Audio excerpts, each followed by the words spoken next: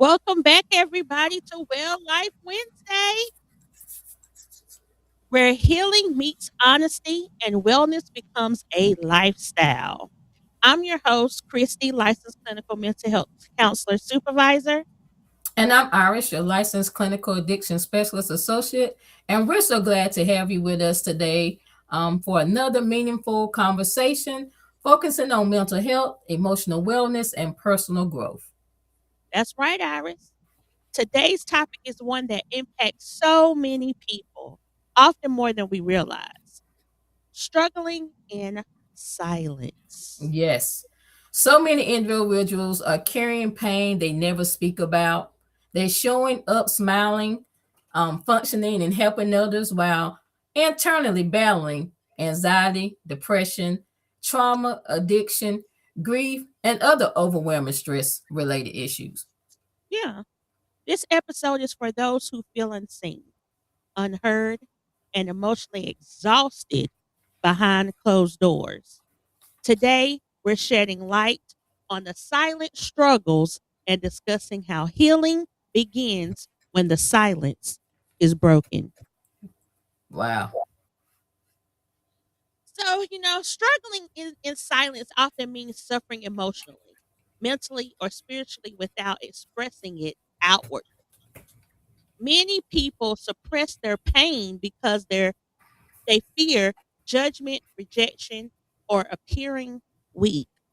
And this is a topic that it came upon us at the last minute. Some things that we just have been observing in our communities and peers and just in general, and with um, the weight of the world and how society is now, it seems like there's a lot of people struggling in silence. And it's not even hidden anymore. You can see it just by people's appearance, how they carry themselves. And so this is a topic we felt was much needed today. Absolutely, Christy. Silence can come from trauma, your upbringing, cultural expectations, even survival mode. We talked a little about that on the last episode. Some people were taught early that experiencing and expressing your emotion is unsafe. Mhm. For many, silence sounds like I don't want to burden anyone. Nobody will understand. Mhm. I should be stronger than this. If I keep going, maybe it will go away. And unfortunately, silent suffering can intensify your mental health condition. Unspoken pain often turns into depression, anxiety, substance misuse, emotional numbness, isolation, burnout, and suicidal thoughts. Yeah. I mean, honestly, Iris, people can look successful on the outside while falling apart internally. That is so true. We have come now to where we think we're masking things. We have put on a facade for so long to now you don't even realize there's cracks in your mask and in your facade. That's true. I wanna offer reflection question to our audience. Have you ever convinced others and maybe even yourself that you were okay when you truly weren't? Mm. I know I've been there. I could say that. Hmm. And you know what? We're so quick to say, uh, we do this a lot. People do this a lot. Like you talked about before, a simple question of how are you doing when you really know you're not okay. I'm okay. We have gotten the routine of just saying that. We don't put no thought behind it. It's just natural to us to say, hey, how you doing? Oh, I'm okay. I'm doing well. When you're not. It's automatic, Iris. It's Mm-hmm. not even intentional. Like you said, you ask somebody how they're doing, automatically just say okay, and that could be a lie. You are struggling. It took you so many steps just to get out the front door, just to get out the bed that morning, Mm-hmm. um, and you don't really be honest with yourself. Right. I catch myself now if I'm not doing well, I'll stop and say, because it is an automatic thing. I'd be like, I'm okay. No, I'm not. This morning was rough, but we gonna try to make it through the rest of the day. I try to be honest with myself while I'm also being honest with those who are asking. And I think we talked about this last season. Don't ask the question if you're not genuine and really care. Don't ask the Mm-hmm. question if you don't really care or you don't want to hear it. Right. That's so true. So let's talk about why do people suffer in silence? There are many reasons why people hide their struggles. One major factor is stigma. We have to get past the stigma of not feeling well or seeking help because you think everybody think getting help is meaning that you're crazy. It does not mean that you're crazy. It means that you're looking out for yourself. You're aware of what's going on with you and you're getting help. And we talked about it before. If you get help with the pain, earache, of the flu, you go to the doctor for all these other things, get help for your mental, your emotions, Yeah. your physical. You do it all. Hmm. There is no need to suffer in silence. No. You do not have to do this thing all by yourself. And that's the whole gist of this in mental health and wellness. You Mm-hmm. are not alone. Half the time, you are walking through this world with other people who are experiencing the same pain, Same thing. have experienced the same trauma, turmoil, and everybody's just trying to figure out how to get through. Mm-hmm. You've been suffering in silence so long, you don't realize that what you're doing is not working for you. Mm-hmm. Why continue this cycle of suffering when you can get out of it? All you got to do is open up your mouth and say something. Say, we all fall short and we all have weaknesses and limitations. Mm-hmm. That does not mean you're not good enough, Right. especially in certain communities where mental health conversations may still be viewed as negatively. Some individuals are taught to pray about it, push through, or keep family business private without Mm-hmm. being given practical emotional tools. Keeping things private and to yourself is not help. You're perpetuating the same cycle over and over again. You can help somebody else navigate through something if they knew you experienced it too. Oh gosh, my hand is lifted. I'm not alone. I see her hand up. She is not nothing Right. like these women impact sessions that we've been having, these essence sessions, and to sit around and hear people's story is so impactful because it bridges connections, Mm-hmm. connects dots. So somebody in that circle is weak. Those who are stronger can hold them up. Right. It's important to have that, but you got to say it. You got to speak it. You got to say something is wrong with me, guys, and I don't know how to do it. I'm not handling this well. I don't have the keys or the tools so that people can help you. That's so You true, Chris. you don't want to be in suffering, and the people who love you and care about you don't want you to suffer either. Mm-hmm. Oftentimes it's too late because people don't know. Right. You don't find out till you read the letter that was left or the email. A coworker of mine, her friend, her sister's friend was found um in her apartment unalive.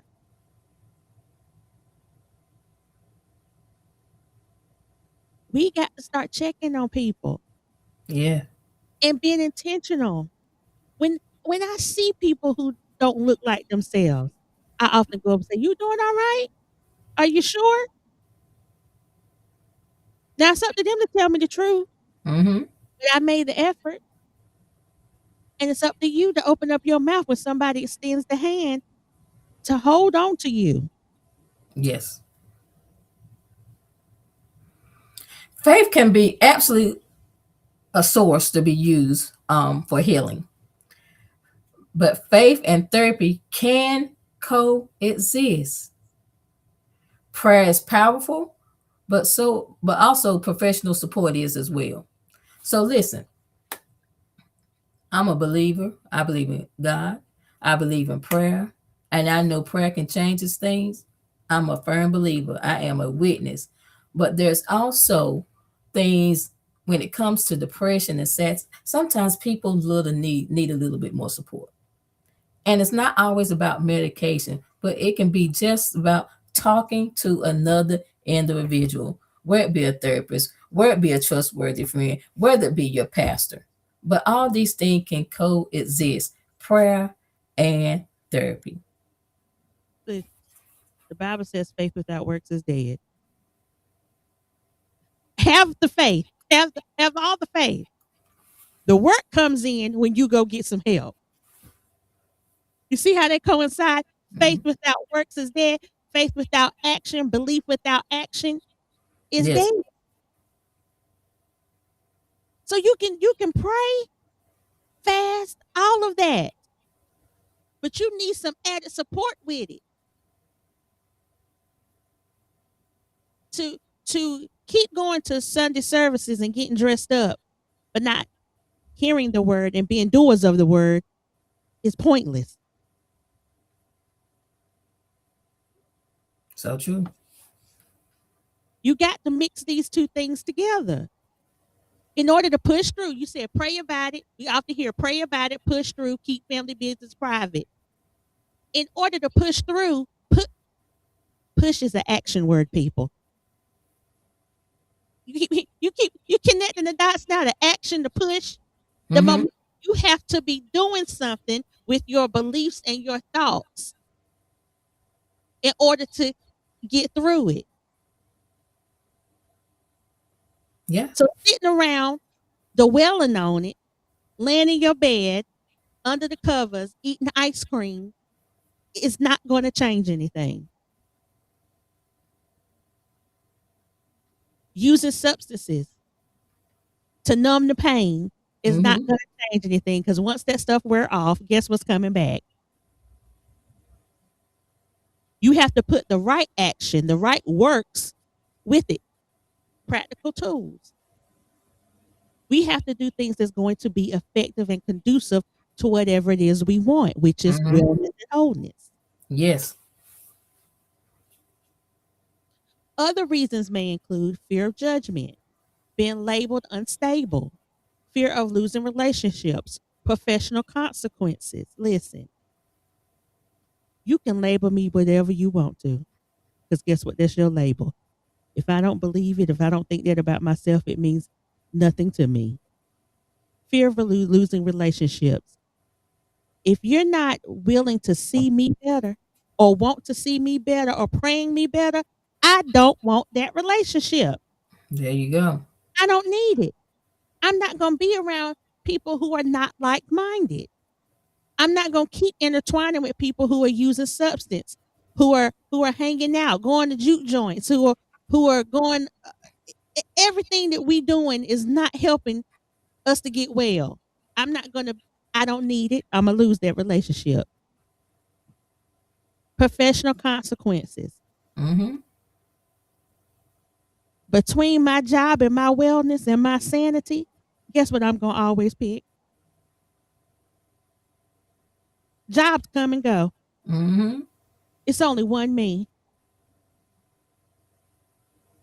Our title's called well life. That's what I'm trying to. I'm striving every day to have it. Right. Shame, feeling broken, feeling weak, believing emotions are burdensome. Listen, emotions can be hard. Nobody wants to feel the bad ones. Crying, fear, anxiety, anger, stress. They can weigh you down. You can feel a sense of shame because I've been labeled as somebody who's depressed and I'm always sad and ain't every time somebody asks me something to talk about me, um, I got something negative to say. You always going through. So if you see me always going through, what you doing to help me? Are you praying for me? Are you lifting me up? Are you giving me some positive affirmation? Mm-hmm. Are you pointing me in the right direction? That ain't your shame. That's their shame. Right. Trauma, past invalidation, emotional neglect, abuse. If I don't get validation from anyone else, guess where I'm going to get it from myself? I often tell y'all, I say it all the time, every probably other episode. I got to counter and combat these negative thoughts with positive things. There we go. I got to put stuff on my mirror.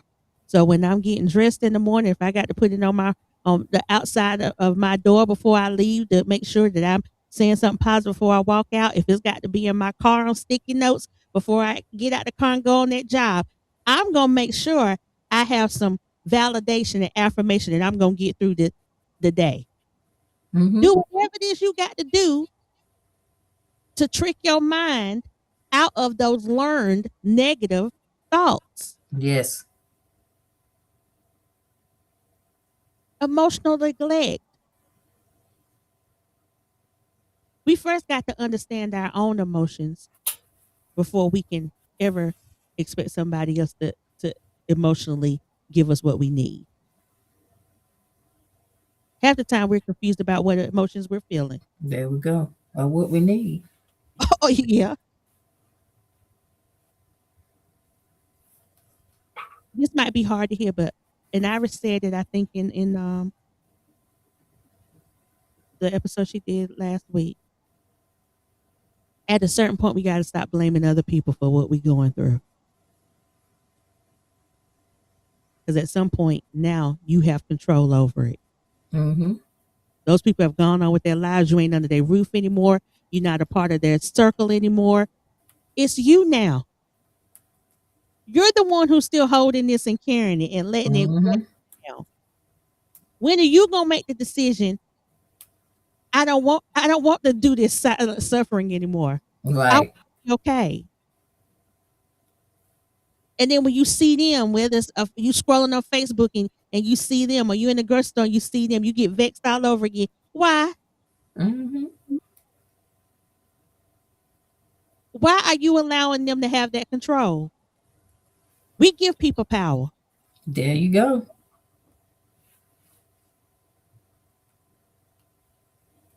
And yes, abuse happens.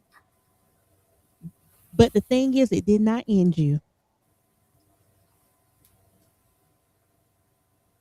Now, are you different? Yes. Now you have to figure out how to walk in this thing and take control over that. Because when you're abused, people take control from you, Mm-hmm. and that's where victimhood comes in. Turn it to survivor. I survived. Right. That didn't take me out. That didn't beat me down. I'm still. When you put on your cape and you become a survivor, and you see those people and they say, "Wow, after all the stuff I did to him or her," and they still came out on the other side of through shining, and you Indeed. and this Mm-hmm. that's the best thing you can do for yourself is to survive and be your best self in spite of. Yes. Now, we put a lot of stuff on the devil, and some stuff he is allowed to try on us. But when he doesn't succeed, is that not the best feeling in the world? You pulled all your tricks out, and so God still gave me the glory. Come on. Let me get through this. Addiction, hidden substance use, fear of exposure, self-medication patterns. I don't mean no harm, but you ain't hiding that addiction. You might be hiding it from people who don't know nothing about it. But even then, somebody people can say something ain't right. Mm-hmm. Even though you functioning, you think you're a functioning person, but it's something in your timeline that's that's lacking. You might can go to work every day and hold a 9 to 5, work a 12-hour shift. But you come to that house, and if people were to if there was a fly on the wall who could see how you behaving. Mm-hmm.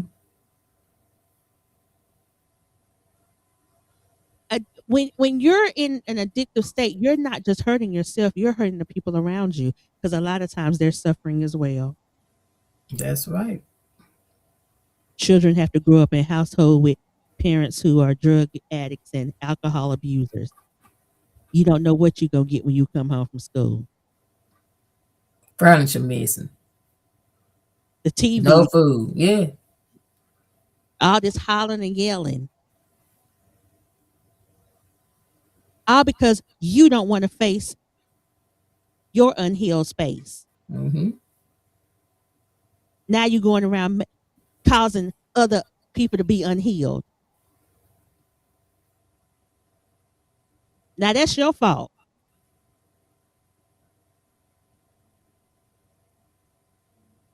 Go ahead. Many people struggle with addiction, often by trying to numb the silent emotional pain. You just spoke on that, Chris. And that's why they think they're hiding the substance use. They're taking money from their household. And it's not always substance. Like I told you before, it can be gambling, it can be shopping. There's so many addictive things that can be part of the journey of self-harm. And it doesn't mean affliction. It's self-harm because you could possibly lose your home, you lose your car, you lose your family, all because of some of the choices we made. Like Chrissy said, because we did not heal from our past traumas. Yeah. And like I said before, and sometimes it's generational. We have to break that cycle. We seen mama or daddy go through the same thing of drinking, being abused, or physically, mentally, and now we're doing it in our family. Mm-hmm. So the cycle, emotional pain has to be broken. The cycle needs to be broken, and that's what this is about today. Yes. Silence can feel safer temporarily, Iris, Mm-hmm. but term it often deepens suffering. Yes. Iris, I'm gonna let you take this one. Sign someone may be struggling in silence. Go through these. Okay, let's talk about these warning signs that someone could be suffering in silence. Let's talk about emotional signs: withdrawal from loved ones, increased irritability, frequent sadness, emotional shutdowns, and hopelessness. And you guys probably can identify somebody in your life, or even personally, you have dealt with one of these signs or a few of these signs. We often shut down emotionally when we are depressed, sad, dealing with financial issues. We come withdrawn, we're irritable, we don't know how to deal with things because we're pretty much you're at your wit's end. You're feeling hopeless. Then there's behavioral signs: overworking, substance use, changes in sleep pattern, appetite changes, and avoidance. We have those people we talked about a few episodes ago. The way they get through is overworking. They have 3 or 4 jobs. They're never present in the home. They just keep themselves busy. Change in sleep patterns. You can't sleep at night because you're worrying. Appetite change. That could go either way. You could be overeating or not eating. You find yourself gaining weight or losing weight. And let's Iris, talk about. Go ahead. can we go back to overworking Yes. and how that ties into struggling in silence? You have people who take on so much. Yes. That's good. You Mm-hmm. don't know how to say no to nothing. You don't know how to say, I can't take that on. I got too much on my plate already. Mm-hmm. You take on all these tasks and succeed in none. No, that's good, Christy. And you got to recognize that. Where you thought you was gonna fall short in one area, now you falling short in all of them and you're burnt out. Mm-hmm. But you ain't because you struggling in silence. You ain't told nobody. I can't take on this task. I don't want to say no because in fear that and it's the cycle gonna continue to twink uh go down. So now I don't want to the fear of me saying no now is going to exacerbate belief in I'm not good enough or I'm Mm-hmm. weak. She couldn't do it. I knew not even ask her. whole bunch of internalizing. There you go. That's what I was looking for. Mm-hmm. Now you just have all these internal battles and struggling in silence. All Mm-hmm. because you don't want to say, I need some help. Right. Then on the other side of that, Iris said the last thing was avoidance. Now I don't want to do nothing. Mm-hmm. I ain't gonna even do the task I was assigned to do. My Right. I can't even do the bare minimum. So I'm just gonna avoid everything. I'm gonna avoid even the conversations I'm having. People talking directly to me and I ain't got nothing to say. Mm-hmm. Not present. You're not present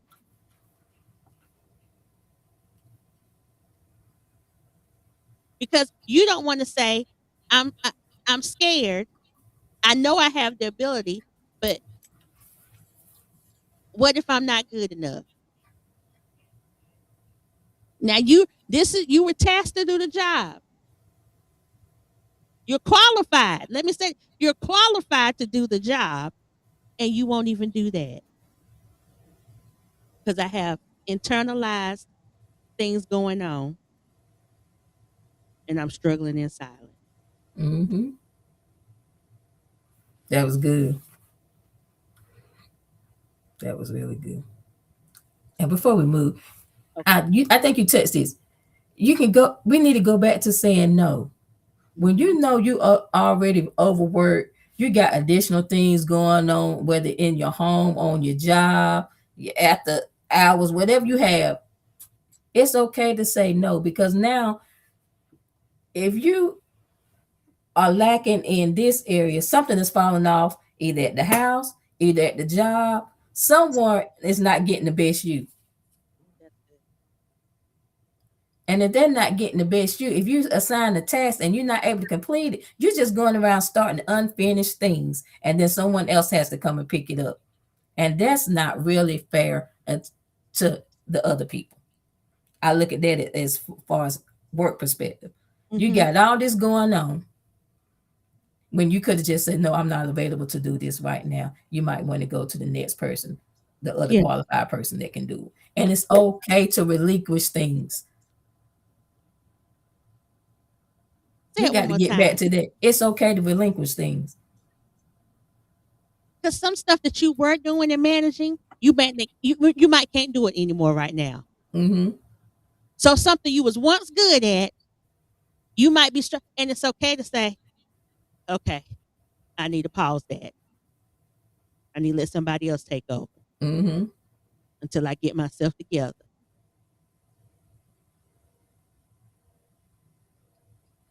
Perfect example. This is last week. I was asked to do something when I know I have several things on my plate right now. And I had to tell them, I'm not able to do that right now. I have a caseload that I really have to take care of. I have deadlines on about 8 people. So I need to do this. And I didn't feel no time. I guess I'm capable of doing it, but I had to let them know I can't take on anything else. And I'm okay with that. I didn't feel bad. I didn't feel like I wasn't good enough, but I know my limits. I don't need to take on anything else because if so, something was going to get lacking. I have enough on my plate. That's good, Iris. I'll give you one. We lost Chase last week, our beloved dog for 13 years. Mm-hmm. As a clinical supervisor, I had to take time to grieve, but make sure that I wasn't struggling in silence. Mm-hmm. So I had to, everything that I give out to people, I had to use those tools last week to get through last week. And even today, just getting through. Yes, it's hard, but it gets easier. Right. But I had a call from a employee saying a client was struggling, crying, had a death in the family, and they hung up the phone. I knew where the emotional space I was in, I could not take that on. Right. There you go. Mm-hmm. right? So I had to go and get another therapist to address that situation because I knew I wasn't equipped at that time to deal with that, and making sure that I'm not avoiding my emotions Mm-hmm. That's good. and processing the loss of a pet, which some people, especially in our community, might not understand. It's just a dog. No, that was my family. And so you have to make sure, like Iris said, if you're not in a space to do what you normally do, to say, it's a pause moment. I have to relinquish this or let somebody else step in so that you don't do more harm, Mm-hmm. not only to the person who's receiving from you, but for yourself. That's good. Because had I tried to address that client, I could have triggered emotions that I was still dealing with myself and Mm-hmm. transference, and that would have been unhealthy for me as well. Mm-hmm. That was good. Last one. Physical signs: chronic fatigue, headaches, pain symptoms, unexplained aches, low energy. Mhm. Now listen, that's good. And I know myself and several other listeners have experienced all of these: chronic fatigue, headaches, panic symptoms, unexplained aches, low energy. Yes, that comes, these signs come from when you are weary and stressed out and all those things, burnt out, anxiety. That goes back to an episode a few weeks ago, being aware of your body, the signs, the symptoms. And these are the physical signs that something, these are the alerts that you get that something is going on that I need to address. That's it. And most of the times when you go to the doctor, this is what the friend, are you worried about anything? Is there anything you're stressed out about? When you go, I'm telling you, yeah, That questionnaire too. They give you a questionnaire. yes. Because that's what they saying a lot. A lot of people are coming in, they think it's one thing, but it's most of the time it's stress. Mhm. Anxiety, depression. Anxiety. We're gonna have to learn how to let this stuff go. Stress is the silent killer. And dealing with stuff in silence, that's how it begins. Don't take this lightly. I'm speaking to myself as well. We have to be mindful and learn how to, like I say, find these positive coping skills and strategies to help us get through and navigate through these things. We're going to experience it because this is part of life, but we have to move through. We have to learn how to get through and not sit in it. And a lot of times we're sitting in it too long, and that's where the most harm comes in, when we sit in it for too long. Good point, Iris. Because you do need to feel it. Mm-hmm. We're not telling you not to feel it. Right. To acknowledge it and feel that thing. But like Iris, the key thing Iris just said is sitting in it too long. Mm-hmm. You can't stay there. You got to feel it, then move forward. Feel it and move forward. Mm-hmm. And this goes back to all these things that we just named about, all these signs. Sometimes some of our strongest friends are actually the ones hurting the most. And because they're so strong, as friends, sometimes we forget to check in. And we have to do better with that. Our support system, the one we go to and talk to the most, we also have to check in on them. That is very true. And the Mm-hmm. strong friends need to know when they're weak as well. Yes, that's true, Chris. Mm-hmm. I think I consider myself to be a strong individual. And I know when those times that I do need to reflect, I often come to you and say, I need to run this by you. Mm-hmm. I need you sharing. I go to somebody and say, I need to process this so that I can Mm-hmm. understand it Right. and to see, am I right in my feelings, or does it make sense, or am I over uh, internal Analyze. Mm-hmm. analyzing something, internalizing something? Mm-hmm. That's healthy. That's When you go check, I know that I'm not feeling a way right now. I'm feeling a certain way right now, so I need to go talk to somebody about something. Does that make Mhm. me weak? No. Or I don't even care if people look at it as weak. I'm making sure that I'm gonna be all right because I never want to suffer in silence. I don't. I don't. I, I've done it before. I've been there, done that in my younger years. That is not a healthy place. You're getting ulcers and your hair falling out. Come on. Those things. Holding on to stuff for years that people don't even remember or realize. I've Yeah. dealt with. Go I'm ahead. sorry, Chris. I said, I'm reminded of an elder back home from Sanford, North Carolina. She's no longer with us, but she told us, she preached a sermon one time, said, graduate from public opinion. And that's what we need to do. We so worried about what people think. Mhm. The people don't have nowhere to put you. No heaven or hell Come on. to put you in. I don't care if they think I'm weak. They may, like you said, they may call me this, they may call me that. But if I'm focused on me and trying to live a whole life, well life, Mhm. that's what I'm gonna do. Yeah.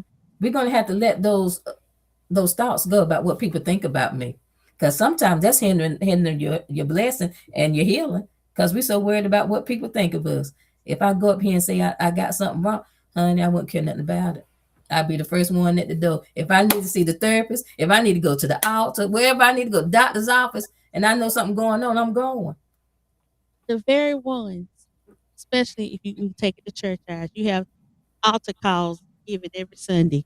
And I know people that need to be up there but afraid. There's been time I was afraid to go to the altar because what people gonna think, what's going on with her? What's she going through? Listen, I'm trying.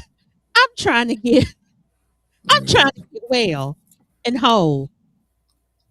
So think whatever you want to. Matter of fact, come ask me and see if I'm gonna tell you. But you go.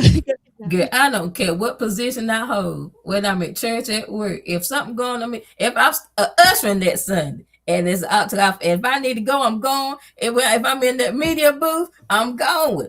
Have it down. If I happen to go to the restroom and if I heard something coming back in, I'm walking to the altar call. Listen, I did that the other Sunday. I was in listen. the bathroom and I told the Lord, I said, if you talking to me, you better say it directly. I came back in. They said it directly. I went right on down there to that altar. Yeah, I'm trying to tell you. I Listen, don't you want to miss out on nothing that's gonna help me. mm-hmm. And a lot of times we're stuffing in silent, strong friend because of competition. Mm, If I acknowledge that I'm weak in this area, something going on, then the person that I'm in this silent competition with, look, they don't even know it. They're gonna get the upper hand. Who are you competing against? Because it right. ain't really the other person, it's yourself. Yeah, You're that the part. one who's feeling inadequate. You're the one who feel like you're not good enough. You're the one who have those negative thoughts and beliefs about yourself. You in competition with yourself. Get it What's for together. me is for me. I ain't got to compete for nothing. High Child. functioning pain is real. Just because someone is productive doesn't mean they're emotionally healthy. Mm, that's pretty much what we've been saying. Yeah, Complete the task. yeah. So on that note, check in on the people who always say I'm fine when they're really not. I'm gonna check in regardless whether you're fine or not. Mhm. That's just the bottom line. So let's talk about the cost of remaining silent. Because you want to remain silent, let's talk about that. When pain remains buried, it often grows. Mm. Let me say that again. So when pain remains buried, it often grows. You think you have hidden that thing, but it ain't doing up a freshman trying to come up. It's gonna come up. Mhm. Like a weed. Come on. And you think you done built concrete on top. to let that crack in that foundation set in. That same And little. guess what's gonna come through? Hmm. That we Yes, it will. hit a thing. Silence can lead to emotional breakdowns, chronic mental health disorders, damaged relationships, physical health decline, addiction escalation, and crisis situations. Mm. Untreated emotional pain can manifest in dangerous coping mechanisms.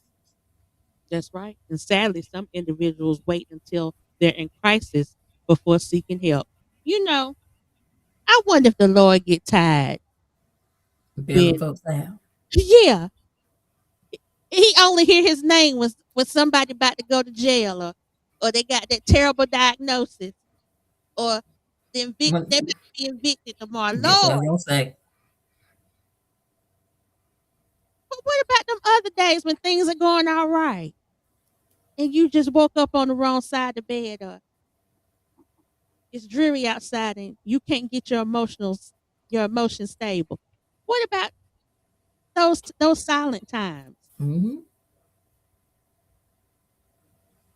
We don't call on them when it's just we. The whole point of this podcast is to prevent the crisis situation. We try Yes, yes. to identify the preface, the things that come before the signs and the one. We trying to get you to see that before you get to the crisis.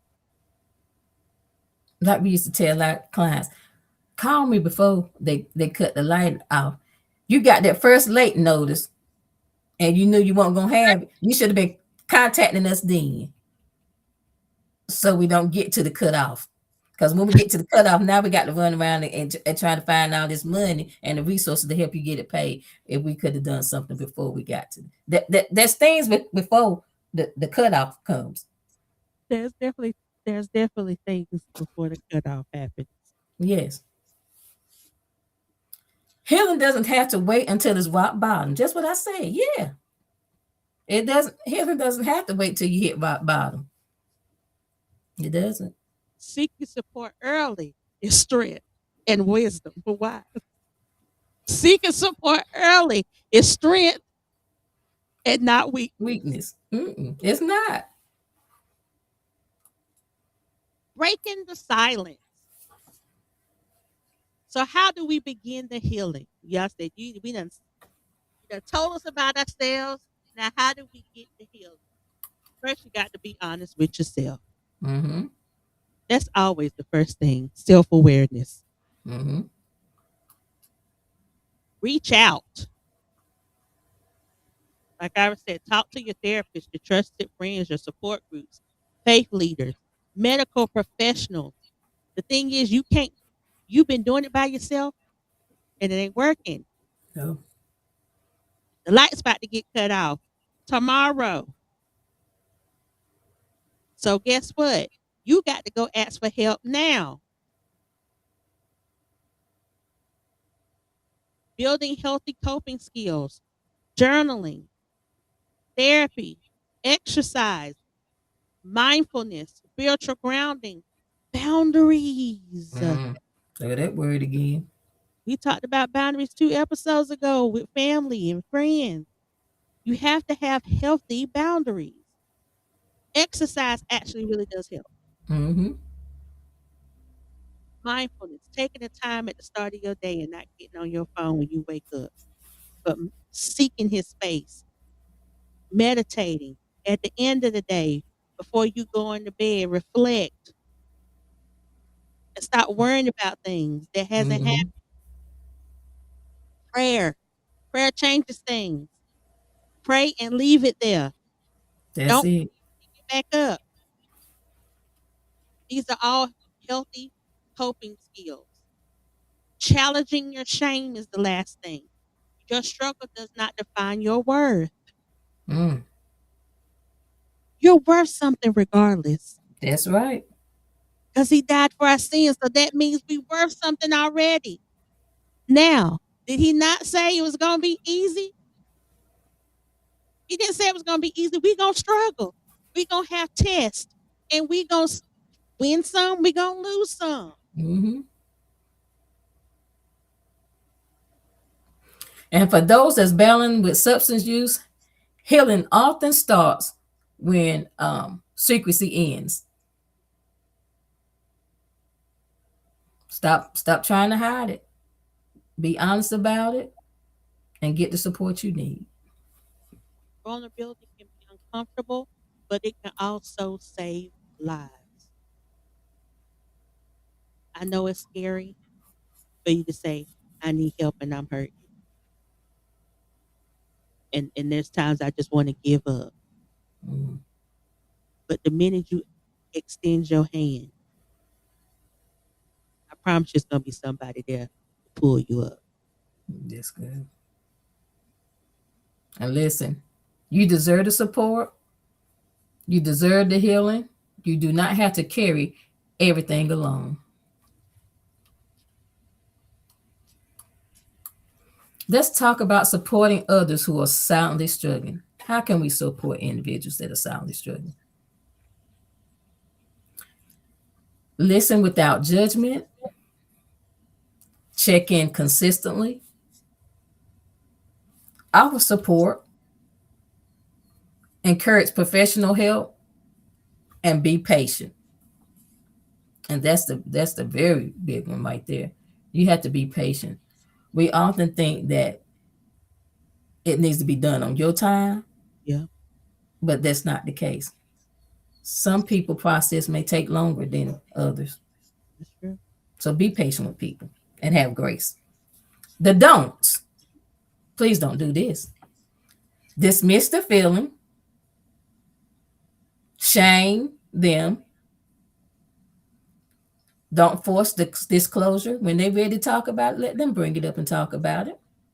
Mhm. And don't minimize their pain. And we go back to dismissing feelings. We have to stop dismissing people's feelings because you feel like there's really nothing to you. But Yeah. if it's doing something to them and you see that it's changing their behavior or how they handle or treat others, that means it's affecting them.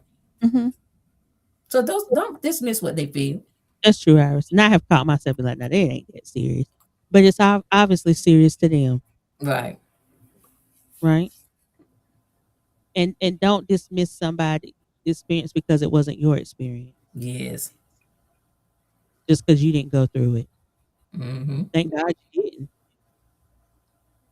Sometimes healing begins because one person cared enough to ask, are you really okay? And that's a good place to start and a good Mm-hmm. place to end. That's Struggling in good. silence can feel isolating, but silence does not have to be your permanent home. There is strength in asking for help. There is courage in healing out loud. So if today's episode resonated with you, we encourage you to reach out, seek support, and remember that wellness includes emotional honesty. Thank you for joining us on Well Life Wednesday. Be sure to like, subscribe, and share this episode with someone who may need encouragement. Until next Until time, next time, choose choose healing, healing, choose well, choose wellness, and and live well. bye, everybody.